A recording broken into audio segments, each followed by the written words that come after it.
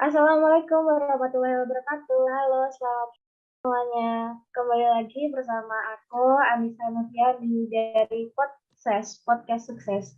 Sukses dimulai dari diri sendiri. Oh ya, teman-teman semua, gimana nih kabarnya? Sehat-sehat semua kan? Alhamdulillah sehat, Alhamdulillah, Kak. sehat Mbak Nisa. Iya, terima kasih responnya. Oh ya, kali ini aku bakal ngobrol-ngobrol santai sama teman-teman yang sudah hadir pada kesempatan kali ini. Oke, seperti pepatah mengatakan, tak kenal maka tak sayang. So, biar nggak canggung-canggung banget nih, kita kenalan dulu ya sama teman-teman kita yang ada di sini. Kita mulai dari Kak Ayu mungkin. Halo Kak Ayu, apa kabar? Boleh nih perkenalan dulu sama teman-teman yang ada di rumah. Halo Kanisa, halo semuanya. Perkenalkan nama saya Ayu Astri Kasari, bisa dipanggil Ayu. Saya dari Prodi Ilmu Komunikasi. Oh iya, halo Kak Ayu, salam kenal. Lagi sibuk apa nih Kak Ayu kira-kira? Nggak ada sih, Kak. Oh iya, nggak ada ya, berarti lagi free banget ya? Iya, free banget ini. Oke, kita lanjut ke teman kita selanjutnya ada Kak Ratna. Halo Kak Ratna, boleh nih perkenalan diri terlebih dahulu. Ya, halo guys. Halo kawan-kawan semua yang ada di rumah yang baru nonton ini. Jadi di sini aku akan memperkenalkan diri. Nama aku Ratna Nursari, di sini sebagai narasumber. Dan aku dari IKA 07. Gitu aja sih, Kak. Oh ya, halo Kak Ratna, salam kenal. Salam kenal By juga. the way guys, Kak Ratna ini seringnya dipanggil Kak Nana. Jadi jangan bingung ya nanti kalau misal aku panggilnya Kak Nana, bukan Kak Ratna. Bener Berikut banget. berikutnya ada si manis nih. Ini siapa yang sama-sama pakai kerudung warna hitam sama kayak aku nih. Siapa lagi kalau bukan Kak Afika. Halo Kak Afika. Silakan perkenalan diri. Halo, halo semuanya. Nama aku Afika. Aku dari Prodi Ilmu Komunikasi, dari kelas IK 7 juga. Ya, halo Kak Afika, salam kenal. Nah, udah perkenalan kan sama yang teman-teman perempuan yang ada di sini. Sekarang kita beralih, kita pindah ke yang cowok-cowok. Yang pertama nih ada Kak Raffi. Halo Kak Raffi, apa kabar? Boleh nih perkenalan dulu ke teman-teman yang ada di rumah. Halo Kak, perkenalkan nama saya Rafli Bagas Amaruli dari Prodi Ilmu Komunikasi kelas IK 07 Kak. Siap Kak Raffi. Oke, selanjutnya ada Kak Zini. Silahkan perkenalkan terlebih dahulu. Halo teman-teman, nama saya Sidney Hanan Hamidah, saya dari S1 Ilmu Komunikasi Angkatan 2021 Universitas Amikopi Jakarta. Terima kasih. Ya, halo Kak Zini, salam kenal ya. Oke, udah pada kenalan nih sama teman-teman narasumber kita malam ini. Sekarang kita langsung masuk ke podcastnya aja kali ya. Malam ini sesuai judul, kita bakal bahas-bahas seputar evaluasi diri menuju kesuksesan. Ngobrolin soal sukses, aku mau nanya nih ke kalian. Sebenarnya definisi sukses menurut kalian itu apa sih? Kita mulai dari Kak Nana dulu kali ya, mungkin mau kasih jawaban. Oke, silakan Kak Nana.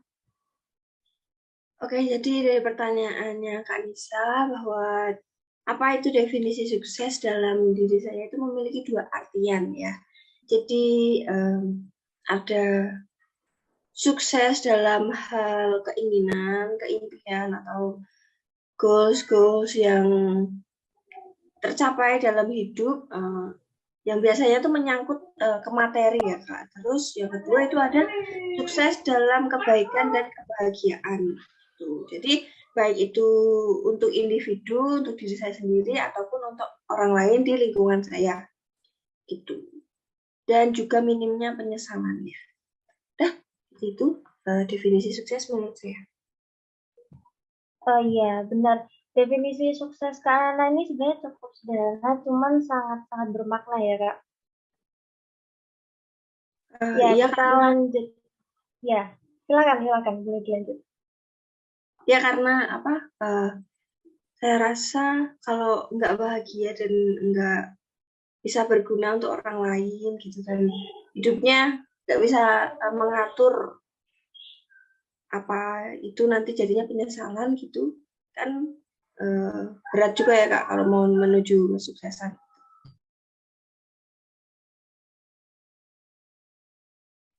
Oke, berarti bahagia itu penting ya ternyata teman-teman. Diingat, jangan lupa untuk bahagia. Oke, selanjutnya kita pindah ke Kak Afika. Silakan Kak Afika.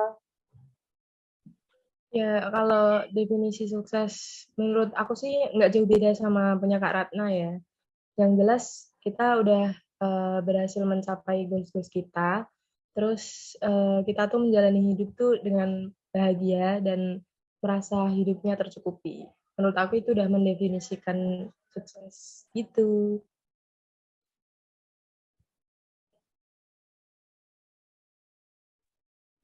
Ya, berarti berkecukupan itu ya Kak ya. Yang penting cukup dalam segala hal, merasa bersyukur gitu. Oke, sekarang kita tanya nih ke Kak Zidni. Definisi sukses menurut Kak Zidni itu apa sih? Kalau menurut aku sendiri ya, sukses itu adalah suatu titik di mana kita udah udah nyampe ke angan-angan yang pernah kita impi-impikan. Gitu sih. Jadi ya intinya tuh kita udah mencapai impian kita. Meskipun nggak selamanya tentang hal-hal yang berbau materi ya. Terus kita senang dengan apa yang kita lakukan, kita menikmatinya, terus kita dikelilingi dengan orang-orang yang kita senangi dan kita saling menghormati, itu udah sukses sih menurutku. Gitu. Wah, iya nih, betul banget nih. Kesuksesan menurut Kak Zidni ini. Patut dicontoh nih teman-teman ya. Sekarang kita mau tanya nih ke Kak Raffi. Definisi sukses menurut Kak Raffi itu gimana sih? Kalau menurut saya sih Kak, definisi sukses itu keberhasilan dalam kita menggapai sesuatu yang kita impikan, terlepas dari apapun keinginan tersebut, misal hal kecil ataupun hal yang besar. Itu udah bisa disebut sukses sih Kak, kalau menurut saya. Iya, betul banget Kak. Sukses dimulai dari hal-hal yang kecil terlebih dahulu. Oke nih, yang terakhir mungkin dari Kak Ayu. Definisi sukses menurut Kak Ayu itu apa? Kalau definisi sukses menurut saya sendiri sih nggak semua tentang materi. Akan tapi kayak kita tuh ketika mempunyai pencapaian dan berhasil dalam pencapaian kita itu sendiri, dan kita merasa bangga dengan apa yang kita capai. Itu sih Kak kalau menurut saya definisi sukses bagi saya. Iya, ya, betul-betul. Apapun yang kita capai itu kita harus bangga ya Kak. Karena itu kita usaha pakai kemampuan diri kita sendiri, jadi harus bangga. Ternyata definisi sukses kalian nih keren-keren ya. Buat teman-teman di rumah nih, bisa dijadiin contoh ya definisi sukses menurut kalian sendiri itu gimana. Atau boleh nih ambil dari teman-teman narasumber di sini. Oke, selanjutnya uh, kita beralih ke topik selanjutnya. Kalau dilihat dari definisi sukses kalian nih, kayaknya kalian terinspirasi dari seseorang pasti ya. Pasti ada dong tokoh sukses menurut kalian yang kalian jadiin role model atau sebagai panutan kalian. Nah, aku mau tanya, buat Kak Ayu terlebih dahulu kali ya. Siapa sih tokoh sukses menurut Kak Ayu? Terus kenapa gitu bisa suka sama orang itu? Kalau saya pribadi sih lebih ke influencer ya Kak, yang bernama Hanumega. kenapa sih saya memilih dia? Karena dia tuh sangat menginspirasi bagi kaum muda sih kalau bagi saya. Apalagi kalau misalnya dia untuk mencapai yang apa dia inginkan gitu.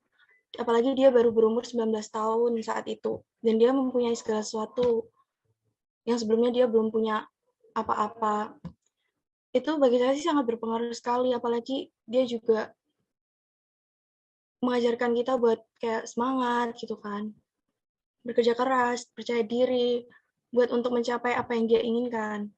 Dan itu membuat saya termotivasi untuk melakukan itu. Dan membuat saya harus seperti dia. Terkadang kan kita yang berumuran kayak gini masih gini-gini aja, biar nggak nge-stuck gitu-gitu aja. Gimana caranya buat produktif buat kedepannya. Kalau itu sih bagi saya, Kak, tokoh sukses saya. Oh iya, iya. Jadi Hanum Mega ya Kak ya. Emang sih Hanum Mega itu umurnya baru masih muda, 19 tahun, tapi udah bisa banyak menginspirasi orang-orang. Oke, kita lanjut mungkin ke Kak Zidni.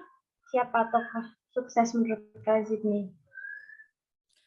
Kalau aku sendiri sih ngidolain ini Wisnu Tama, mantan CEO Net TV itu. Oh ya, kenapa tuh Kak kalau boleh tahu?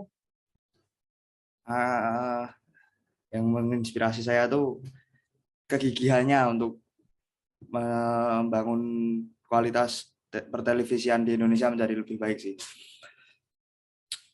Itu sih.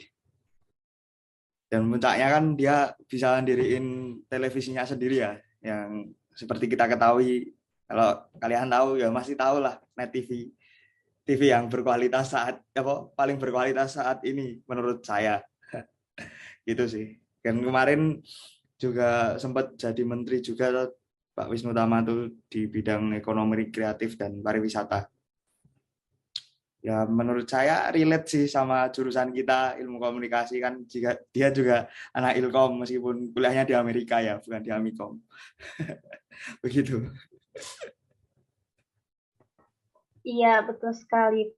Pak Wisnu Tama ini kemarin sempat jabat jadi Menteri Pariwisata dan Ekonomi Kreatif ya, ternyata. Oke, pengetahuan baru. Oke, selanjutnya buat Kak Nana mungkin. Siapa tokoh sukses menurut Kak Nana sendiri? Menurut saya tokoh sukses dan tokoh favorit saya tentunya itu adalah Rowan Atkinson. Bisa dibilang aktor asal Inggris ya. Dia juga menurut saya seorang influencer yang sangat menginspirasi saya. Dan mungkin juga banyak orang di luar sana yang terinspirasi dengan dirinya karena cerminan kesuksesannya yang sedikit berbeda nih. Jadi dia mampu menghibur banyak orang tanpa berbicara karena keterbatasannya. Nah, keterbatasannya itu menurut saya sesuatu yang biasanya kalau di sini tuh masih kayak tabu gitu loh untuk mengembangkan keterbatasan itu gitu sebagai awalnya dari kesuksesan gitu kan. Jadi saya mencontoh beliau dalam menggunakan keterbatasannya sebagai awal dari kesuksesannya gitu. Jadi buat teman-teman di rumah ini jangan minder dengan keterbatasan yang kalian punya, dengan apapun kalian punya itu kalian itu sempurna karena pada dasarnya tuh kalian makhluk yang diciptakan sempurna gitu. Jadi jangan pernah minder apapun itu, jangan insecure karena kesuksesan kalian itu kalian yang menentukan sendiri. Tuh, buat teman-teman di rumah, bener nih kata Kak Nana, jangan insecure jadi orang. Oke? Oh iya, Rowan Atkinson ini kalau ada yang belum tahu ini pemeran Mr. Bean ya.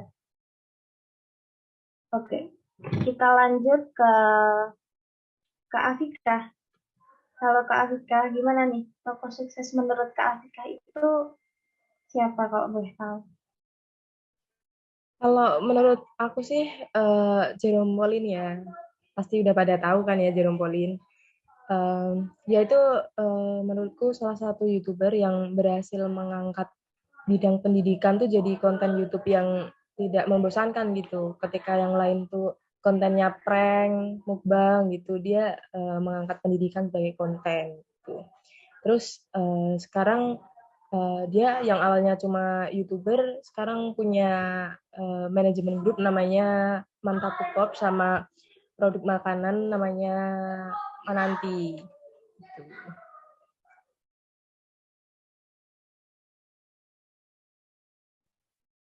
Bener banget nih. Jerome ini lagi booming ya Kak akhir-akhir ini karena mungkin dari konten-kontennya juga sangat mendidik.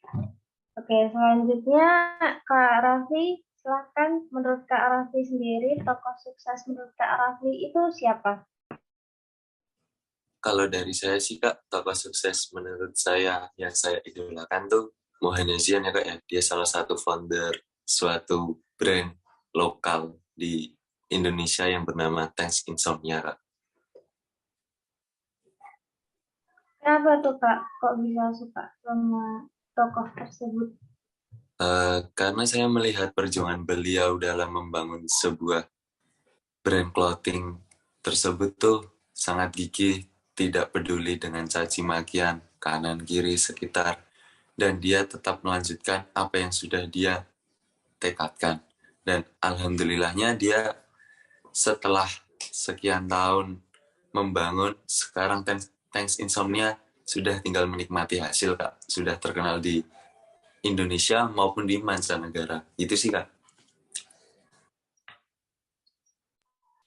Oke, oh iya ya, oke, ngerti. Ternyata usahanya sukses ya sekarang. Jadi bisa menginspirasi Kak Raffi sendiri. Pertanyaan selanjutnya,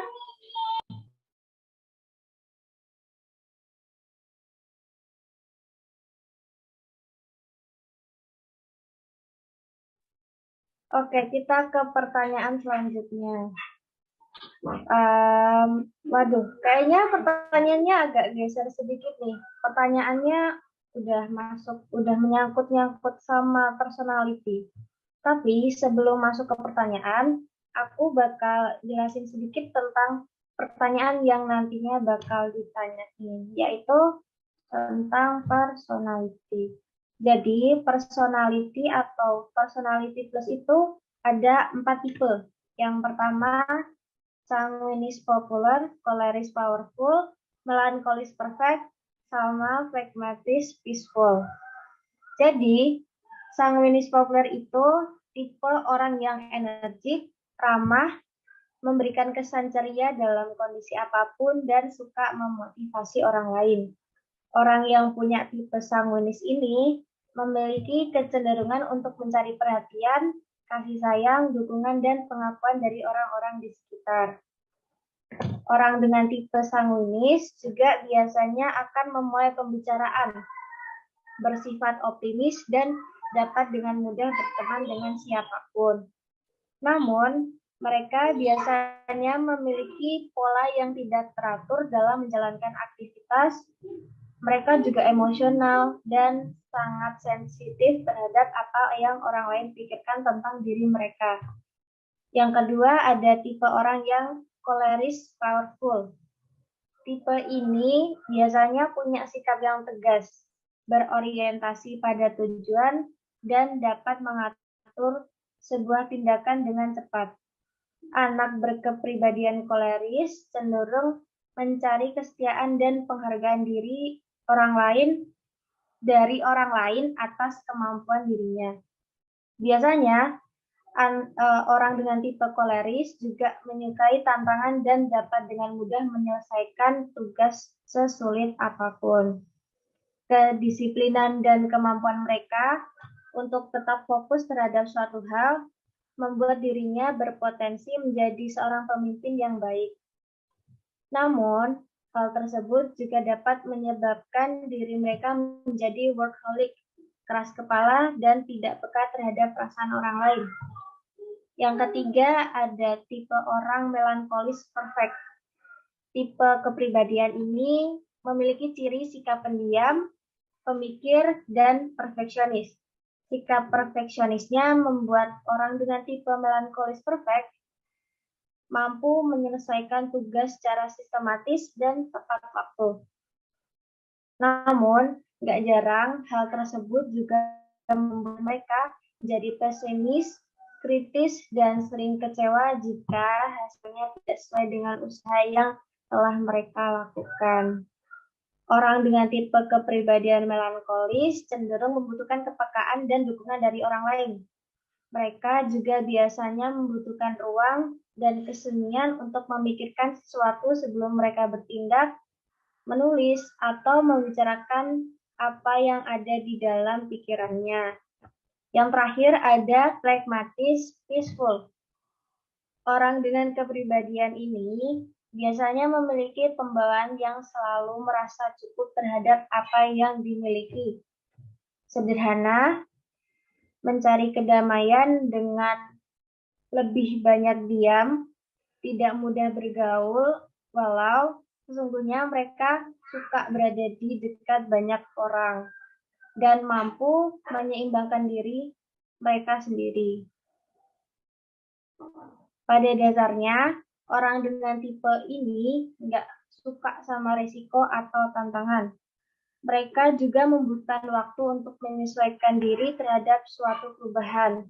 Walaupun mereka cenderung menghindari masalah yang dapat membebankan diri mereka, tetapi mereka dapat menyelesaikan tugas di bawah tekanan. Orang dengan tipe ini juga merupakan individu yang setia, serta selalu berusaha menghormati keluarga mereka dan membantu orang yang membutuhkan pertolongan. Nah, dari penjelasan yang udah aku sampaikan tadi, aku mau tanya sama teman-teman narasumber yang ada di sini. Kira-kira menurut kalian personality apa yang paling cocok jadi seorang entrepreneur? Boleh sama sekalian alasannya ya. Yang pertama mungkin Kak Zidni mau menjawab. Dipersilahkan. Kalau menurut saya tuh yang paling cocok untuk menjadi seorang entrepreneur yang sukses adalah tipe kedua, Kak. Karena kita sebagai entrepreneur kan nggak tahu ya besok jalannya akan mulus atau tidak, terus tantangan-tantangan apa yang ada di depan mata kan belum tentu tahu. Dan menurut saya tipe yang kedua tadi kolerik apa tadi? Maaf Kak, apa coba diulangi? Koleris ya, koleris powerful. Yang cocok yaitu koleris powerful karena sesuai dengan mental pengusaha yang harus kuat, terus kalau bahasa Jawanya tatak ya, menghadapi cobaan-cobaan yang ada di depan mata, menurut saya tuh cocok banget sih. Tuh, menghadapi jatuh bangunnya suatu usaha, kita harus punya pribadi yang kuat, pendirian yang hebat, serta kegigihan untuk mencapai ke sana. Gitu. Ya, oke. Berarti menurut Kak Zini ini orang tipe koleris powerful ya, yang cocok jadi entrepreneur.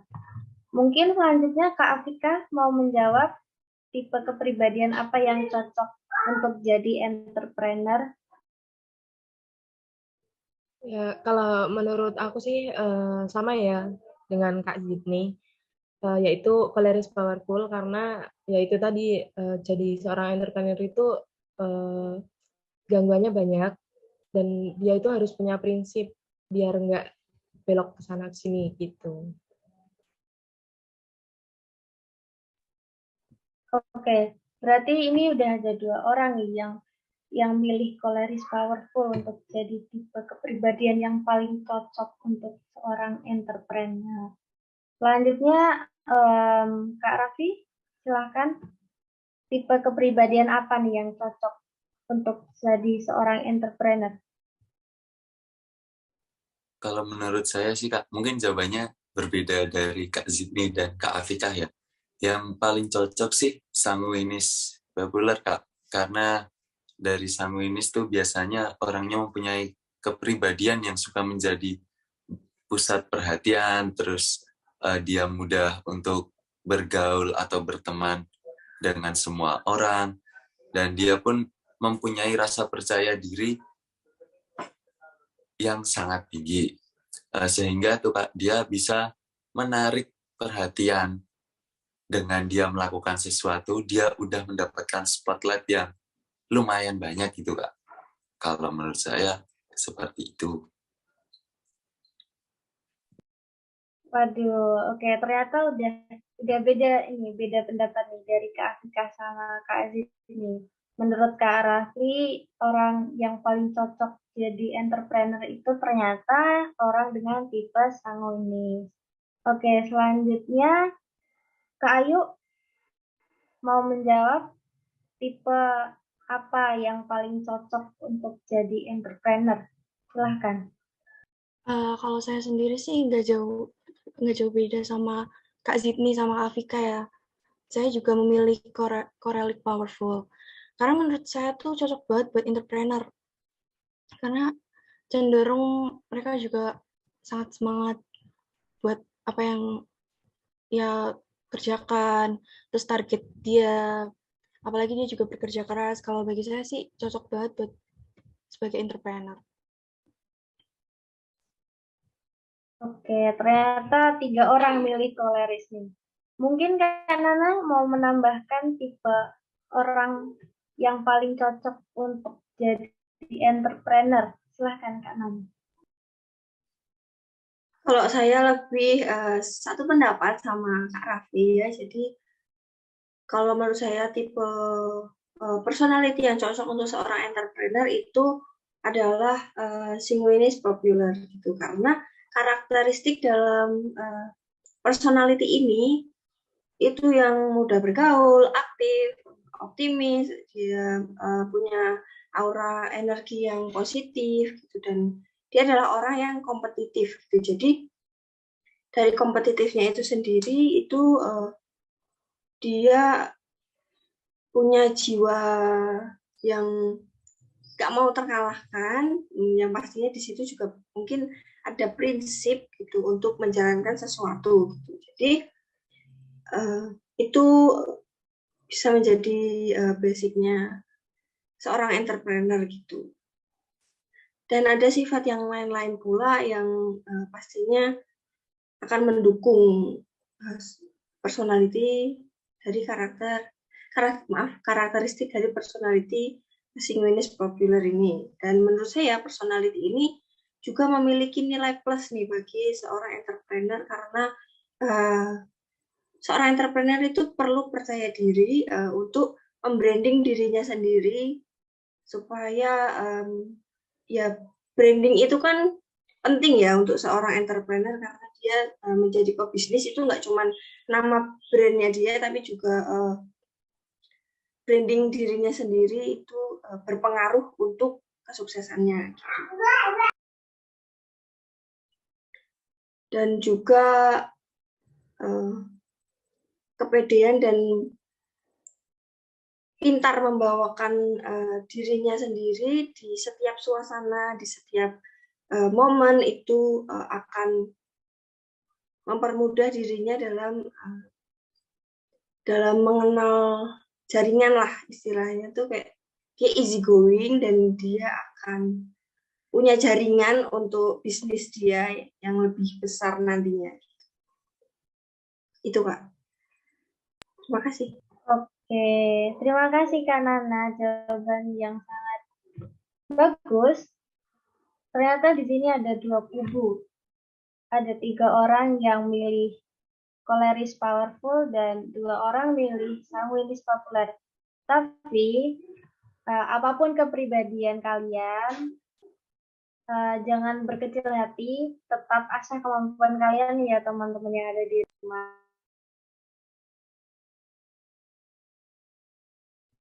Oke, biasanya kan entrepreneur tuh adalah kayak sedikit karisma yang harus muncul ketika ketemu sama orang-orang gitu. Kalau kita bicara soal karisma, menurut kalian, menurut teman-teman narasumber, karisma atau inner beauty itu apa sih? Mungkin dari Kak Raffi mau menjawab terlebih dahulu, dipersilahkan.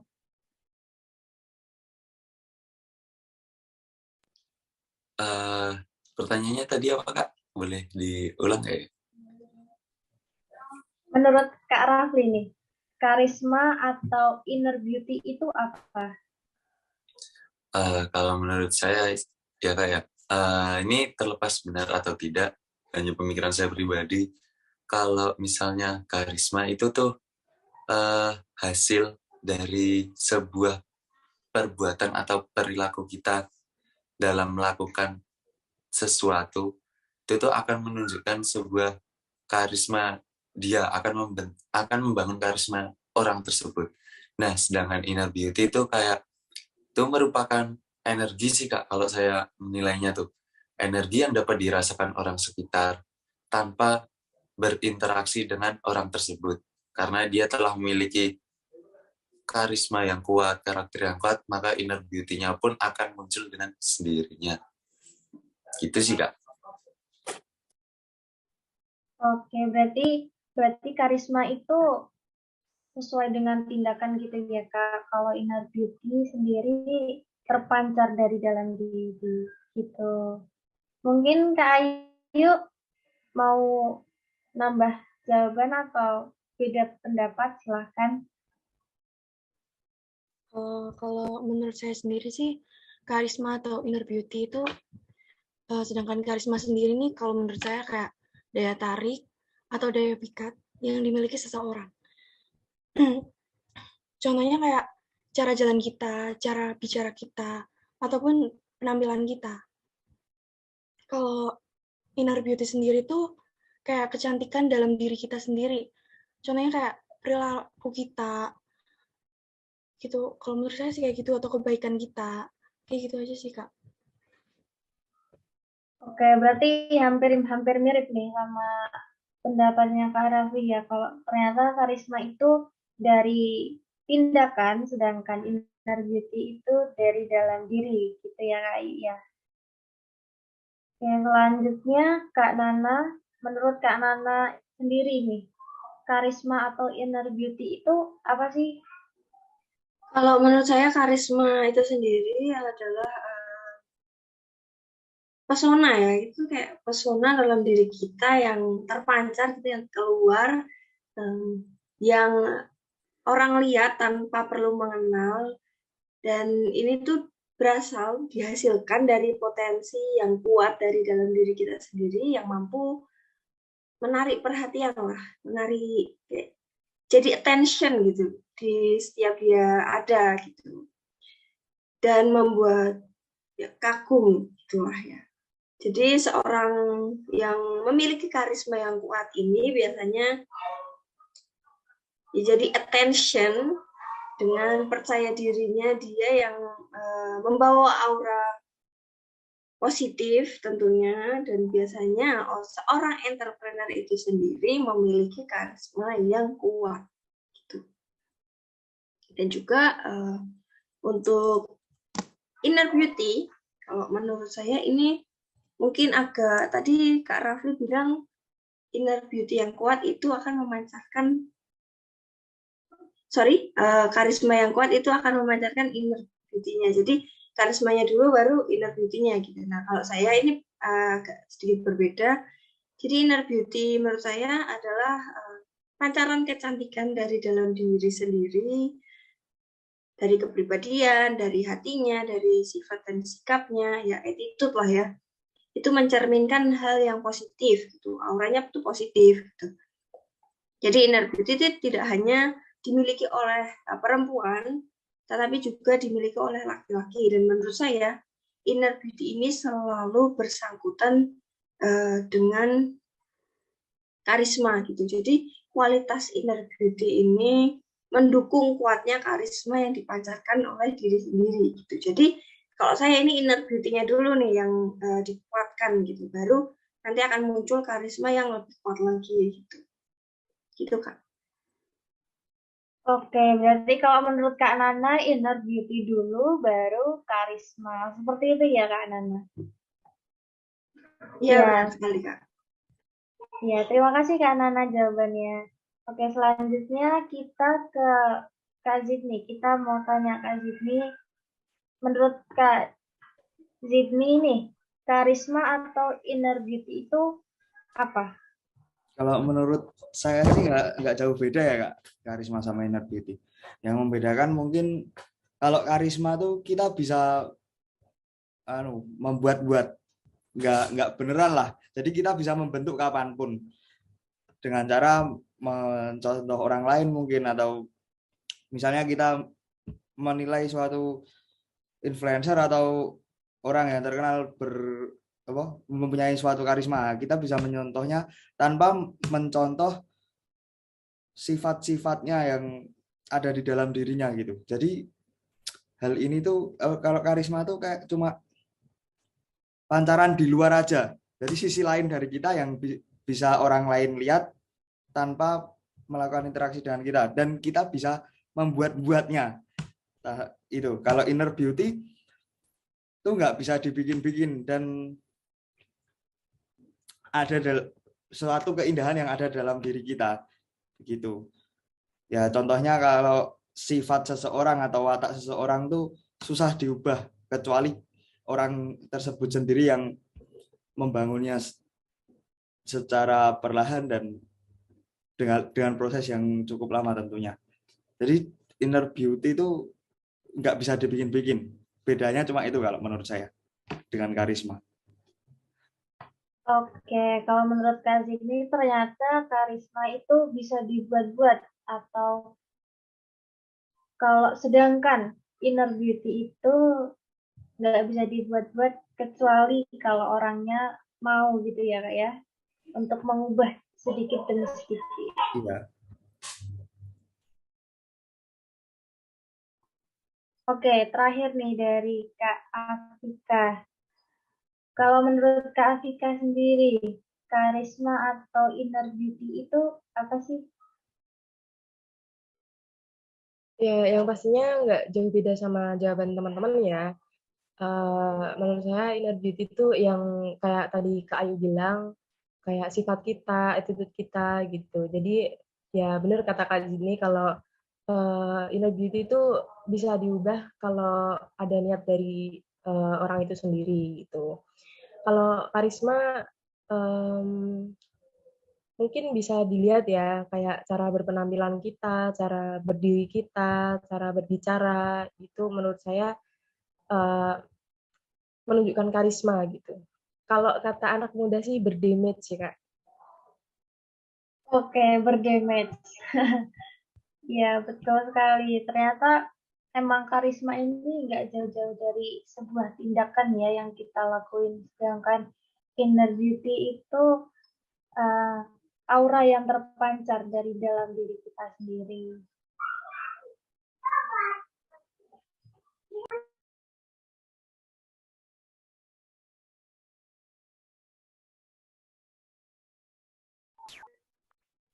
Oke, kita ke pertanyaan selanjutnya nih.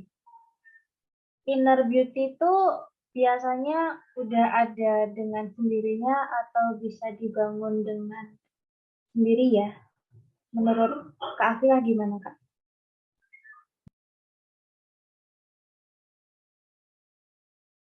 Ya, kalau menurut saya inner beauty itu udah ada dari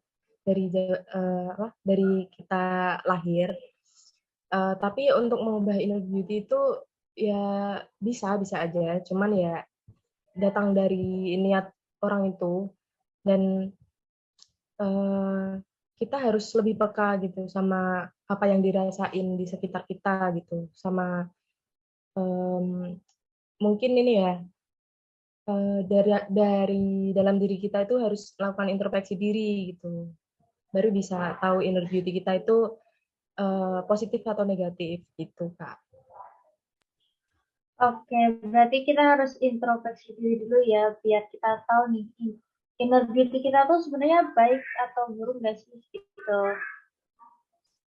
Mungkin selanjutnya Kak Rafli, kalau menurut Kak Rafli inner beauty itu biasanya udah ada dengan sendirinya atau bisa dibangun gitu Kak? Gimana menurut Kak Rafli? Silahkan. Kalau menurut saya sih Kak, inner beauty itu udah ada dalam diri seorang, diri masing-masing itu udah ada. Cuman yang bikin beda tuh inner beauty yang udah terpancar dan yang belum. Nah, misalnya nih Kak, kalau aku sih nangkepnya inner beauty itu kita cuman dapat ngebuat biar inner beauty-nya tuh terlihat Kak, seperti kita misal melakukan murah senyum, karena murah senyum itu juga dapat yang pertama nih Kak, positifnya mengurangi stres, terus kita pun sudah menularkan kebahagiaan ke orang lain. Dan seseorang yang murah senyum biasanya mudah diterima dimanapun dia berada. Nah, nanti ada lagi dengan seperti memiliki rasa percaya diri, tidak mudah insecure kalau kata anak-anak muda sekarang, terus peduli dengan orang lain. Nah, dengan hal-hal seperti itu nanti inner beauty kita akan lebih terpancar. Gitu sih Kak, kalau dari saya. Oh iya, berarti inner beauty-nya tuh bisa dibangun dari diri sendiri ya Kak ya. Oke, selanjutnya kita mau tanya ke Ayu nih. Kalau menurut Kak Ayu gimana? Inner beauty tuh biasanya udah ada dengan sendirinya atau bisa dibangun gitu Kak? Kalau saya sih jawabannya nggak jauh beda sama Mbak Afika ya, Kak.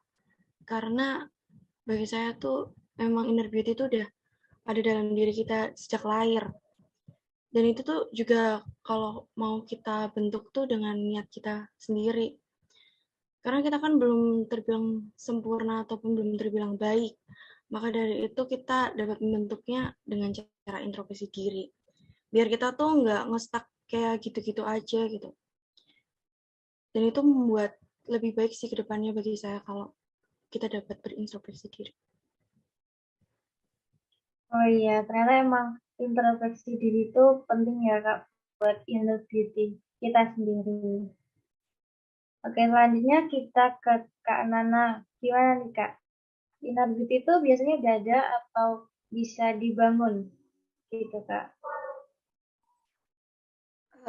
Kalau menurut saya ini sebenarnya nggak jauh-jauh beda banget ya dari teman-teman lainnya, karena sejatinya inner beauty itu memang dimiliki setiap manusia dari dalam dirinya sendiri gitu, dari mereka lahir, dan inner beauty ini tumbuh dengan pesona inner beauty-nya masing-masing gitu. Jadi setiap orang itu punya inner beauty dari lahir, dan mereka tumbuh itu tetap dengan inner beauty-nya masing-masing, pesona inner beauty-nya masing-masing.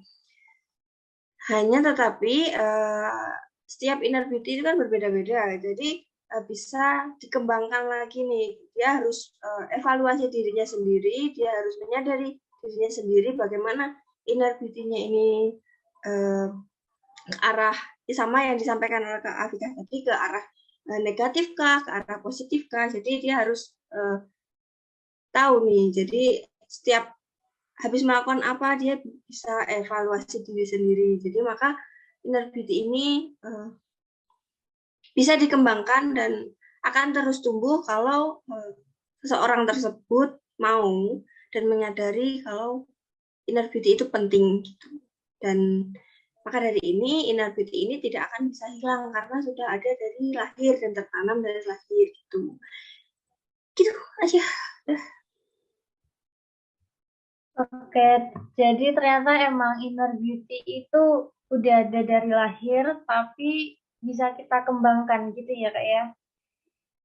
Oke, terakhir dari Kak Zid nih. Kalau menurut Kak Zidnya sendiri, inner beauty itu biasanya udah ada dengan sendirinya atau bisa dibangun. Gitu, silakan Kak. Ya, hampir sama sama jawaban teman-teman, terutama jawaban Mbak Nana ya. Menurut saya inner beauty itu udah ada sejak lahir. Karena saya yakin semua manusia tuh awalnya baik. Kan kalau menurut saya inner beauty itu adalah keindahan dari dalam diri yang memancar karena kebaikan hati seseorang. Nah, menurut saya itu semua orang awalnya adalah baik, dan pada dasarnya semua orang itu baik. Mungkin yang menjadi pengaruh keluar atau tidaknya inner beauty adalah cara kita bergaul dan cara kita menyampaikan pendapat kita yang belum tentu positif gitu. Begitu aja. Ya, kira-kira demikianlah. Menurut saya lingkungan itu sangat berpengaruh soalnya terhadap bisa tidaknya kita memancarkan keindahan yang ada di dalam diri begitu. Kalau lingkungan kita positif, ya tentu saja yang terpancar adalah yang positif. Kalau biasanya kalau kita ada di lingkungan yang negatif dan toksik terutama ya, karena tidak semua lingkungan negatif itu toksik. Kalau kita berada di lingkungan toksik, ya kemungkinan yang keluar juga yang toksik-toksik dari kita. Begitu. Jadi ketutupan inner beauty-nya. Kira-kira begitu. Terima kasih. Iya, terima kasih Kak Dini. Oke. Jadi ternyata itu memilih lingkungan yang tepat itu juga penting ya buat inner beauty kita masing-masing. Kalau misal kita di lingkungan yang positif, ya inner beauty yang keluar juga bakal yang positif gitu. Sedangkan kalau kita berada di lingkungan yang negatif, ya udah mau nggak mau inner beauty yang negatif yang bakal keluar gitu ya. Nggak kerasa nih Kak, kita udah di pertanyaan terakhir. Oke, pertanyaan terakhir nih. Gimana cara kalian untuk membangkitkan inner beauty yang ada dalam diri kalian? Boleh dari Kak Nana, silahkan.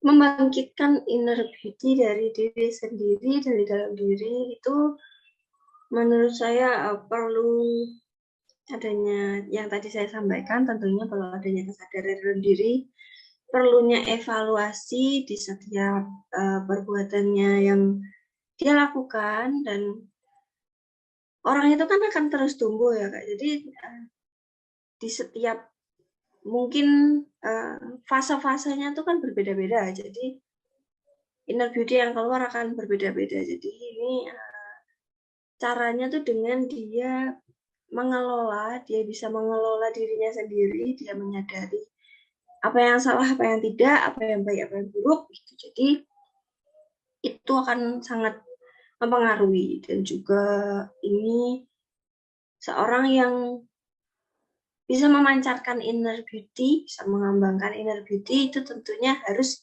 mencintai dirinya dia sendiri dulu gitu. Jadi kalau dia belum bisa mencintai dirinya sendiri, dia tidak akan bisa membawa lingkungannya gitu.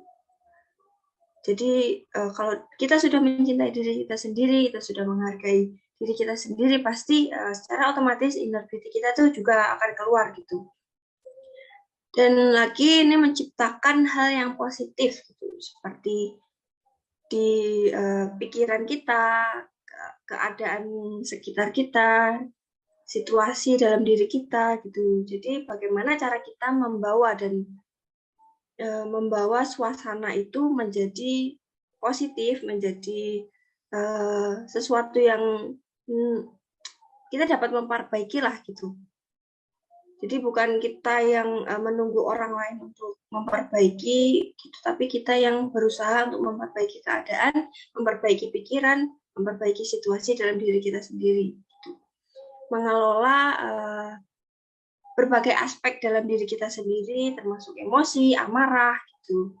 Dan juga kalau orang nggak bisa mengelola emosinya, orang nggak bisa mengelola mentalnya, itu dia akan cenderung mudah stres, mudah depresi, mudah terbebani lah sama pikiran-pikiran dia sendiri. Setelahnya kalau sekarang tuh overthinking gitu loh. Jadi kalau kita nggak bisa mengelola itu, tentu aja kita akan terpengaruh dalam hal yang buruk dan akan memudarkan inner beauty kita. Gitu. Jadi untuk memancarkan inner beauty kita itu perlu adanya yang saya sampaikan tadi gitu. Dan pede ya tentunya. Jadi orang tuh harus pede gitu. Kalau nggak pede, dia minder terus kan itu nggak bagus ya. Kalau minder terus-terusan gitu nanti jadinya dia murung orangnya. Jadi inner beauty-nya nggak keluar juga gitu. Dan karena itu inner beauty itu sangat mendukung seseorang untuk mencapai kesuksesan. Karena sifat-sifat yang saya sampaikan tadi dan perlunya hal-hal yang perlu diperbaiki dari yang saya sampaikan barusan. Seperti itu kurang lebih menurut saya. Terima kasih. Oke. Ternyata kalau menurut Kak Nana itu inner beauty harus dimulai dari diri sendiri dulu ya Kak ya. Pokoknya jangan insecure, jangan overthinking gitu.